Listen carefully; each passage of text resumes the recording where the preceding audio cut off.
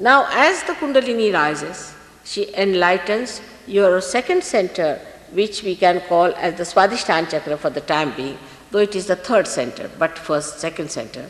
You become extremely creative. Extremely creative. I know of a gentleman who came to me, he had no job. And he said, Mother, I have no job, and what should I do? I said, all right, what do you want to do? He said, whatever you say. I said, all right, why don't you become an interior decorator? He said, me, I don't know what is a teak wood, I don't know what is a rosewood, how am I to become an interior decorator? I said, you just use your vibrations. And you'll be surprised, he earned millions of rupees out of that profession. Because you become extremely creative. Your sense of creation becomes so subtle and so beautiful that you start understanding art at such a high level that people don't know how, when you are not educated in art, how you can do it.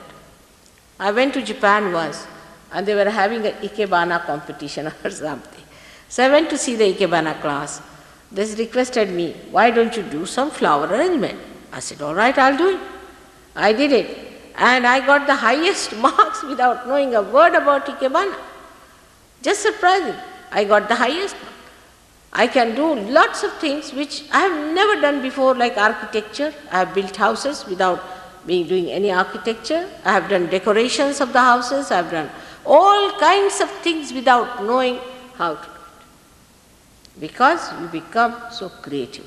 Music you start understanding so much better. There are people now, in America there's a girl, she had a horrible hoarse voice, absolutely hoarse voice, and she always used to go out of tune.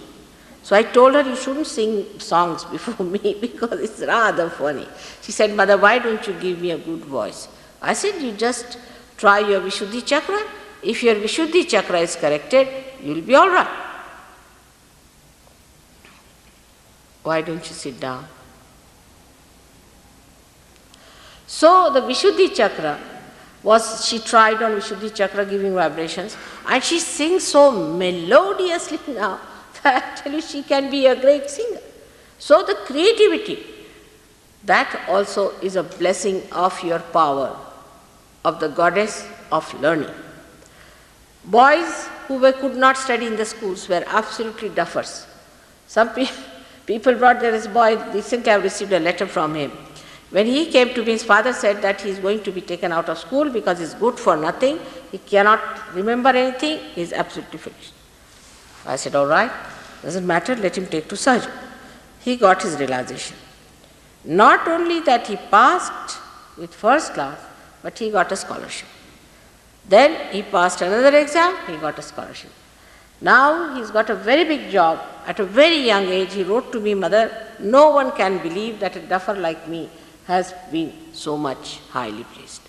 All the boys who got scholarships in Maharashtra, in schools, in colleges and university are Sahajogis. It is such a tremendous force that starts working in. If you try to give vibrations, say, to fruits or to trees or to, say, wheat and such things which are very important for life, any food, you'll be amazed that the food also grows so much more and the taste is so good and it lasts you so longer. Like one gentleman tried, a university professor in agricultural college, on some wheat, some vibrations.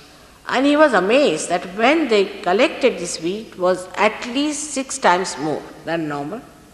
And when this wheat was stored in a big hall like this, there were so many other things. The rats, who are always a menace in India, never touched that wheat. They ate all the rest of it but never touched the wheat. Even the animals, the snakes, even the tigers, of course the dogs and the cats understand it much more. They understand you. They know that you are a saint.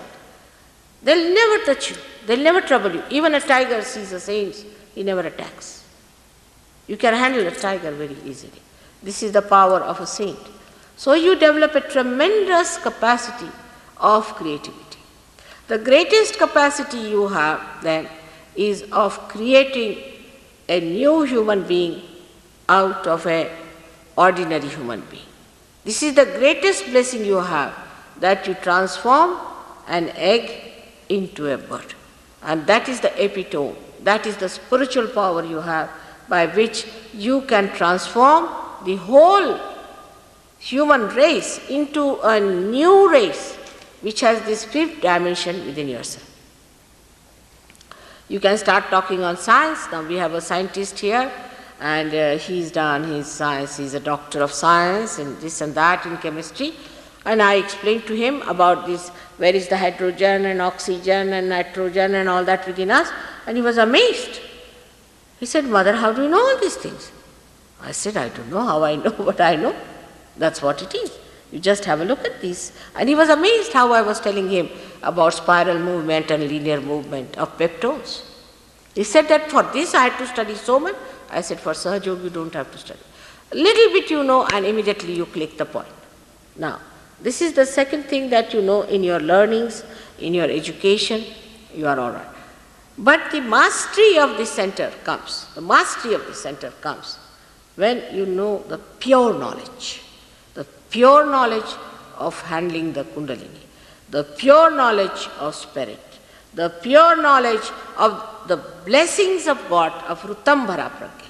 If you know that, that is the highest, that you achieve gradually as you grow. Because when the center starts expanding on the sides, you start expanding in your personality, in your sensitivity, and in your evolutionary ascent.